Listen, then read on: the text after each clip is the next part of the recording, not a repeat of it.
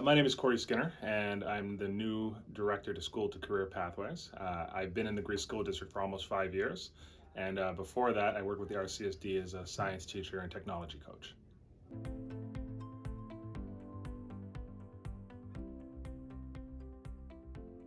Just to give you a little background about myself, I'm actually born in Canada. I'm from Nova Scotia. Very, very proud of my roots. My family are Black loyalists, which means that we've been there since the Revolutionary War. So they were on the side of the British at the time. That's how they got their freedom. But we established communities, and I have family going back over 300 years engaged in their communities. So I miss it a lot. I try to get back to see home as much as possible. We would say, the African Canadian community. We don't say African American, we say African Canadian community. I was very involved. Did a lot of work with the Cultural Awareness Youth Group as a high schooler. I also did.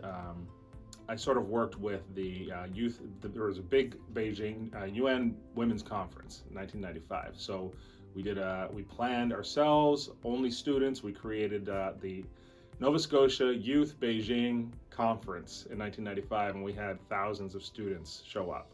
So I also believe in student empowerment. I've been it, I've done it, and I think that we have to have faith that our kids will also rise to the challenge if we give them those opportunities. I mentioned before that I was born in Canada. However, my wife and I have been here since 2003. My son Ethan was born in 2004. My daughter Lexi was born in 2006. The Rochester area has been great to raise our kids in. There's been a lot of opportunity here for them. I believe this is a very family-oriented community. I think Monroe County as a whole is a great place to raise your family. We've enjoyed being here. My son is graduating this year. He hasn't picked his final spot or where he's going to go, but he's got a couple good opportunities that he's thinking about. He's definitely going into sciences like his dad, into atmospheric science. So I'm very proud of him. And my daughter looks to be, she's got the STEM side, the engineering piece that we've been working on for years. And she's a lot smarter than I am. So I'm looking forward to seeing where she goes with it. But we're very happy. The community's embraced us and we've enjoyed our time here. First and foremost, I love technology, which is one of the reasons why I'm in the role that I'm in. I believe that STEM can sort of it's changed my life. It's provided a number of opportunities for me when I was in high school, sort of taught me how to think and problem solve. So it's one of the reasons why I'm so involved with this position and why I was so excited to get started in this position. My goal is to sort of extend STEM programs across, to move it down a little bit more to the middle school level so that we can build those interests for when kids want to pursue the pathways later on. The more we can build these skills, these STEM skills amongst our youth, I believe it's the great equalizer. They talk about bridging the digital divide. Digital divide is not having a Chromebook or a laptop. It's having the skills and the ability to problem solve using the tools that the experts use out in the field. So I sort of look at my job as an opportunity to sort of increase equity within the district as well. Again, I know it was an equalizer for me growing up, but I also want to provide that same opportunity to students. When you have a skill, especially a marketable skill, you don't lose it. I'll give you an example. We set up I applied for a grant, myself and Christine Bailey-Claire, we applied for a grant with Epic Mega Games. And with that grant, we were able to provide access to Unreal Engine, which, a lot of kids, if they hear that, that's the same engine they used for Fortnite. Well, our kids actually got to use the exact same game design engine for Fortnite. But what people don't realize is it's not just about making video games. You can take 3D models that eventually the kids could develop, and when they get older, they could actually sell these models that can be used for architecture, engineering. You can build completely lit houses, with multiple lighting sources and, engineering mock-ups, those kind of things. So it's that kind of thing. Kids are capable of that at younger ages. So again, it's sort of a passion of mine being able to facilitate that in our middle school so that our kids actually have that same opportunity. Part of it was I just want to be involved with the decisions that are made in regards to providing kids with opportunities. If you go back to look at my career, even when I was teaching, I was writing grants with the U of R and RIT because I wanted to get that technology in the hands of teachers and kids.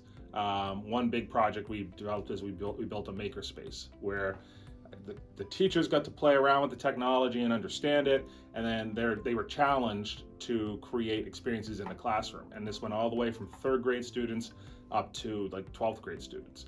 The teachers really got to play around with it, and they found their own unique way that suited them to roll out these design-based thinking in their classrooms. So that's something I did as a teacher.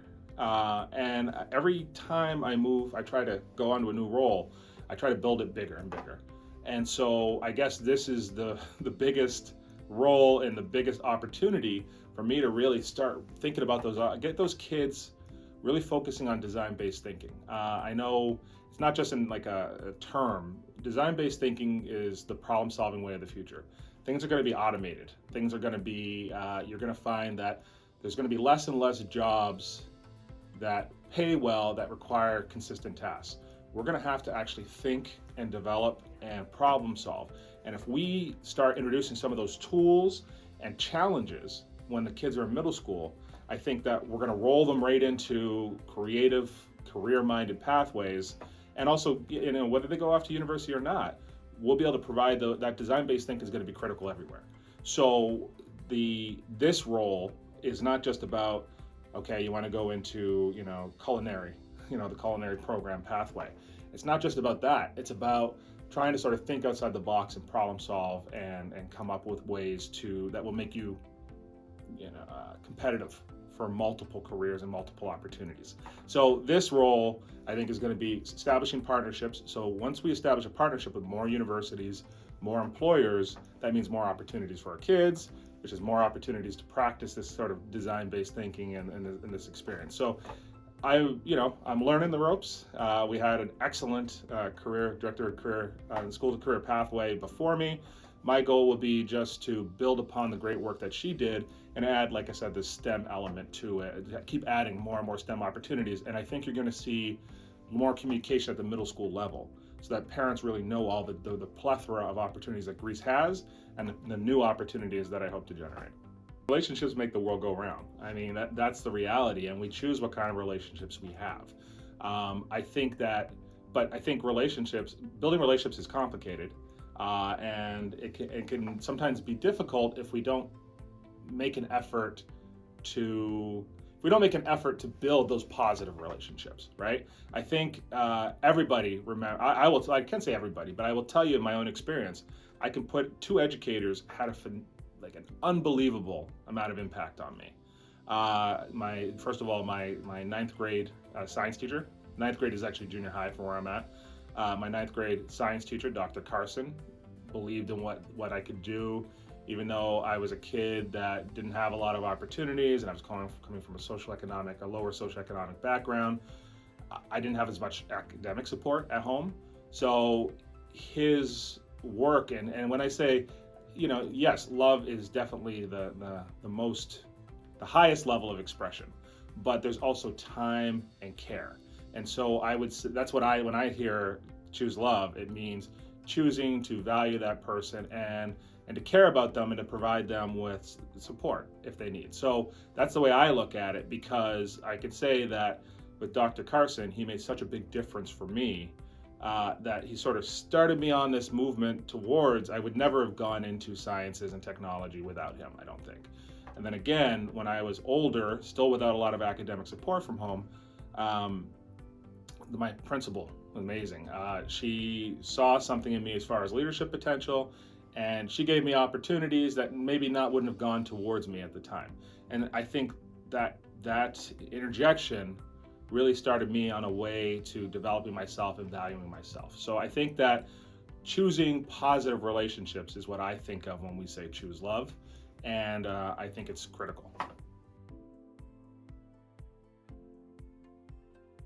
I will tell you, what I saw from the Athena Middle School teachers during the pandemic was unbelievable. I would argue that they were some of the best educators in Monroe County because of the way when we went to, first of all, we were online, and then when we moved into the hybrid model, these teachers put so much effort into completely revolutionizing how they taught, to learning about being flexible, to supporting social and emotional needs of students.